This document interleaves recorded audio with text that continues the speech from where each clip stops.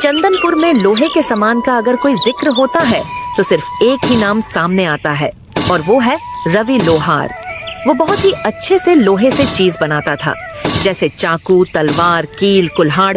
उसके जैसा कोई भी नहीं बना सकता था। उसकी बनाई गई तलवार का मुकाबला कोई नहीं कर सकता था। ऐसा कहा जाता था कि अगर कोई राजा रवि लोहार की बनाई हुई तलवार को जंग में ले जाता तो वह जरूर विजय प्राप्त करता। सीता, आज गांव के बाजार का दिन है। गांव के सारे लोग आज बाजार खरीदारी करने आएंगे, इसलिए मैं सारे सामानों को लेकर बाजार जा रहा हूँ। मुझे आज लगता है काफी मुनाफा होगा। तुम अपना और पिंकू का ध्यान रखना। पिंकू के बापू, घर में अब कुछ भी खाने का सामान नहीं है। अरे तुम चिंता मत करो सीता, मैं आज कुछ भी करके घर का सारा राशन ले आऊंगा। लेकिन कैसे? आपको तो इतने दिनों में एक भी ग्राहक नहीं मिला है। अरे हाँ भाग्यवान, कह तो तुम सही रही हो, लेकिन मैं कोशिश के अलावा और कर भी क्या सकता हूँ। आप यह लोहारी का काम छोड़कर कोई दूसरा काम क्यों नहीं करते हो? मैं इसी काम में माहिर हूँ सीता, इसलिए मैं यही काम कर सकता हूँ। जी वो बात तो है, लेकिन इस काम में आप इतनी मेहनत करते हैं, बदले ना आपको मिलता ही क्या है? मेहनत कभी जाया नहीं जाती सीता, मुझे यकीन है एक ना एक दिन मुझे मेरी मेहनत का फल जरूर मिलेगा। ये कहकर रवि लोहार अपने काम पर चला जाता है। सुबह से शाम होने को आई है, लेकिन अभी तक एक भी ग्राहक नहीं आया जिसकी तलवार बनाकर मैं पैसे कमा सकूं। अब मैं घर का राशन कैसे लेकर जाऊंगा? रवि बाजार में बैठा यही सोच रहा होता है कि तभी उसका साथी विष्णु लोहार आता है और कहता है, अरे रवि, तुम यहाँ इस तरह से क्यों बैठे हो भाई? क्या तुम्हारे पास कोई काम नहीं है? नहीं विष्णु, इस समय ना मेरे पास कोई काम है और ना ही कोई ग्राहक। ऐसे कैसे हो सकता है? तुम तो इतने होनहार लोहार हो, फिर भी तुम्हारे पास ग्राहक नहीं है। यह तो बड़े शर्म की बात है। भाई, यह तो सब समय समय की बात है। हो सकता है कि मेरा समय अभी नहीं आया वो। हाँ, सही बात है। खैर, मैंने तुम्हें यहाँ बैठे हुए देखा तो मैं तुमसे बात करने चला आया।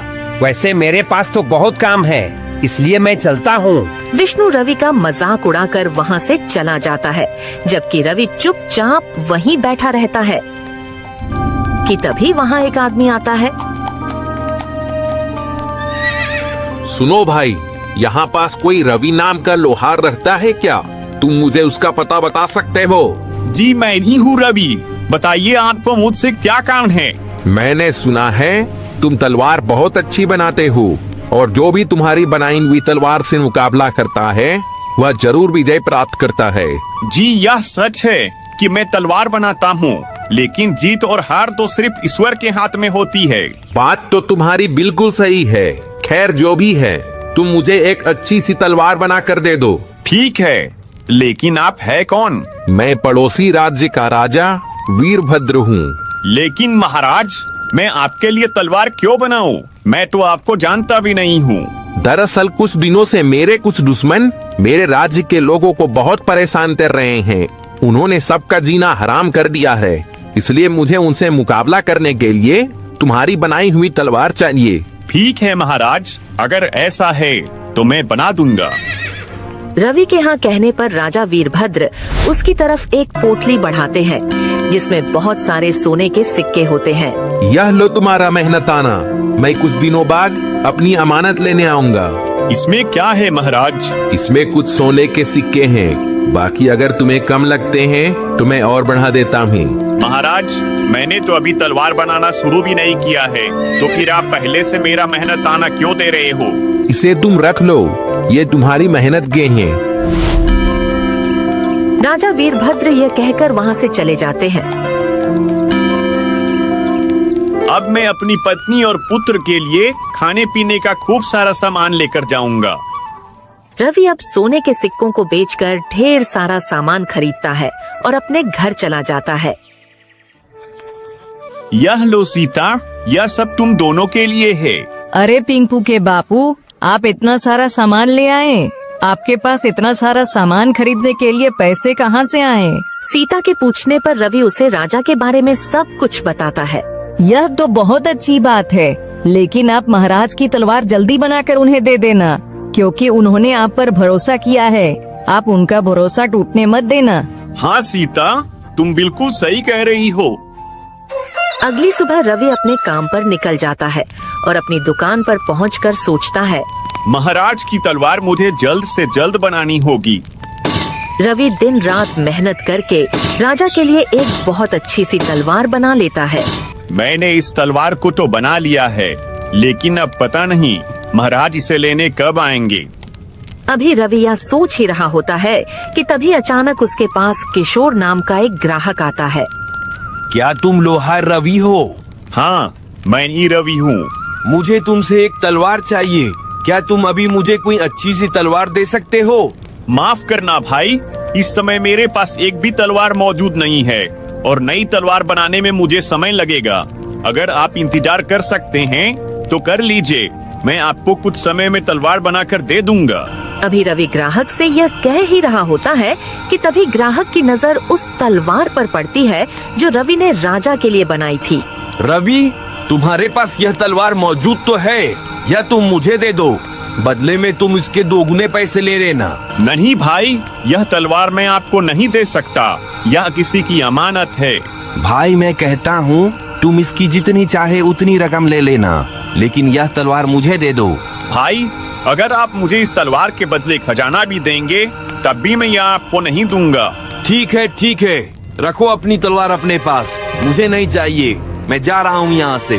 किशोर ग्राहक गुस्से में वहाँ से चला जाता है। फिर कुछ दिन ऐसे ही गुजर जाते हैं, लेकिन राजा वीरभद्र अपनी तलवार लेने नहीं आते। लेकिन रवि के पास बहुत से ग्राहक आते जो रवि से वह तलवार मांगते, मगर रवि किसी को भी उसे नहीं देता। पता नहीं राजा वीरभद्र कब आएंगे, मैं आखिर कब तक उनकी अमानत संभाल कर रखूंगा।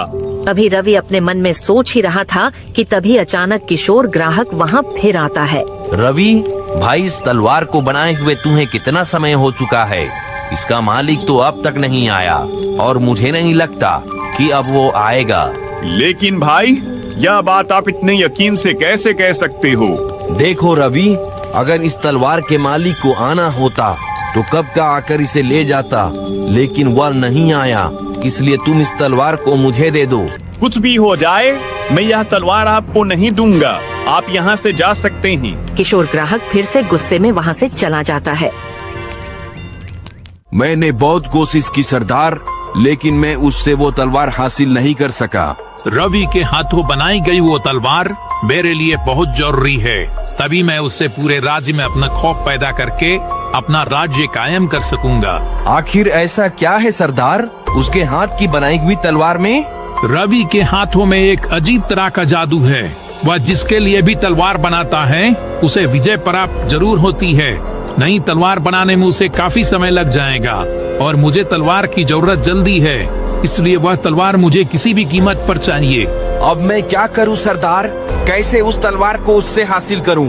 तुम रवि के आसपास ही रहो, उसका भरोसा जीतो और फिर मौका पाते ही उसे धोखा देकर तलवार ले आओ। किशोर ग्राहक भैरव की बात सुनकर एक बार फिर से रवि के पास आता है।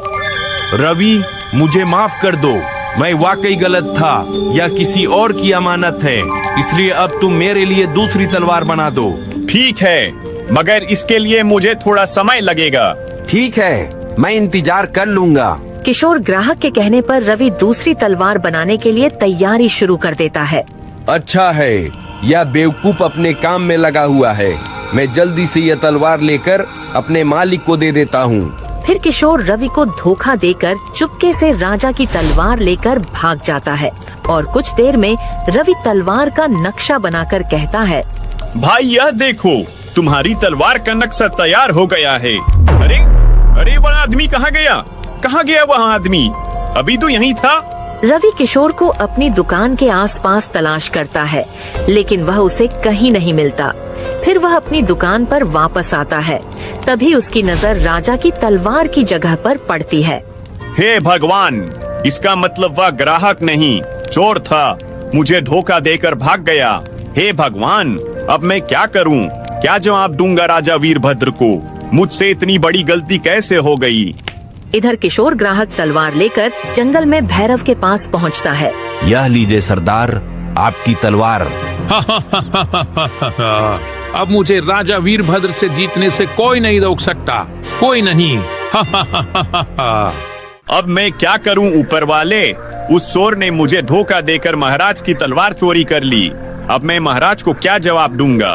रवि यह सोच ही रहा होता है कि तभी पानी से कृष्ण गोपाल निकलते हैं। क्या हुआ रवि, तुम इतने दुखी क्यों हो? कृष्ण गोपाल के पूछने पर रवि उन्हें सारी बात बताता है।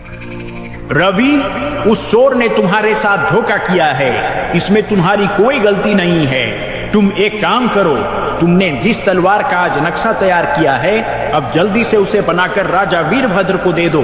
लेकिन कृष्ण गोपाल, वो तलवार तो आम तलवार जैसी है, जबकि मैंने महाराज के लिए एक अलग तरह की तलवार बनाई थी।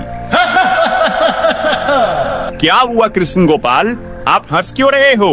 मैं इसलिए हंस रहा हूँ क्योंकि जो तलवार पहले बनाई थी वो राजा वीरभद्र के लिए थी ही नहीं। क्या मतलब कृष्ण गोपाल?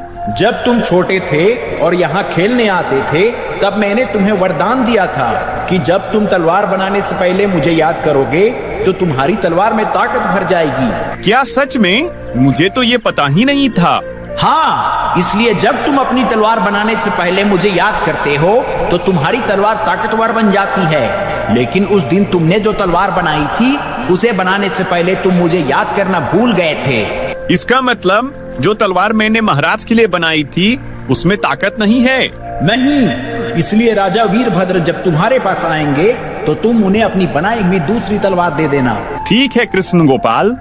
कृष्ण गोपाल की बात मानकर रवि दिन रात करके जल्दी से एक नई तलवार बना लेता है।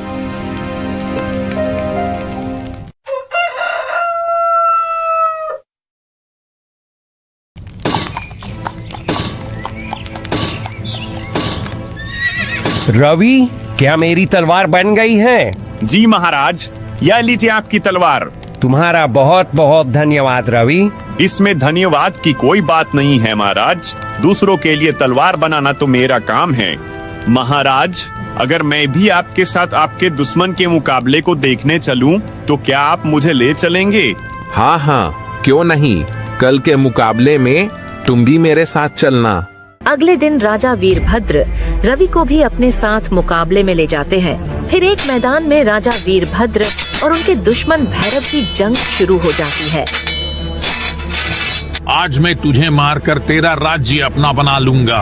तुम इस नापाक मकसद में कभी कामयाब नहीं हो पाओगे। इतना कहकर राजा वीरभद्र गुस्से से उस पर वार करते हैं, जिससे उसकी तलवार 2 टुकड़ों में बट जाती है। अरे, ये कैसे हो सकता है? यह तो जादुई तलवार थी, यह टूट कैसे गई?